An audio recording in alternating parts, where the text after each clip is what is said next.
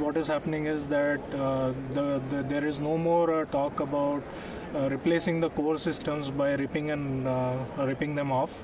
It's more about having API-based implementation of those financial systems. So I think it is going to move more and more towards creating an API marketplace, an app marketplace, so that the banks can actually collaborate with the fintech companies and provide better services and offerings to their customers. So banks are much more open these days to having a conversation about personalizing the customer experience, moving into a more digital-oriented personal interaction with customers. So I think we're seeing a lot of these happening more in the past year. The conversation has gone beyond sort of the focus around just customer obsession to actually really helping customers realize their full potential.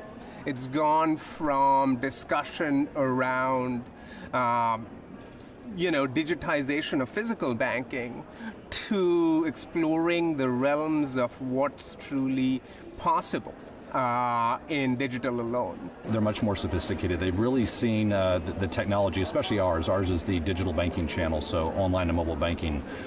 They've really looked at that as a strategic initiative, and it's either going to be an accelerator or an inhibitor to their strategic objectives. So if it's a system that's not very flexible, not very open, they really view that as setting themselves up for failure in the next 5 years, whereas one that can be extended and modified and customized is something that they feel will really prepare them for the unexpected. Well, Tier 1 banks have been engaging with fintech companies like us for a little while, investing in and or partnering with.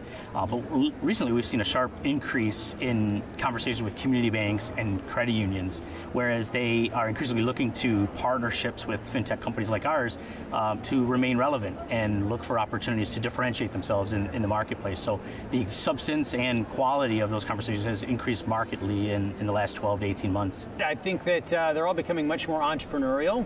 The user experience is suddenly an interesting thing for them, where it hasn't really been as interesting in the past. In some cases, they're acquiring companies in order to get better at the user experience. Then I'd say also that regulatory concerns are starting to find their way out to a lot of places they haven't really had them before, right? So that regulation is becoming a key concern across the board, not just at the big banks.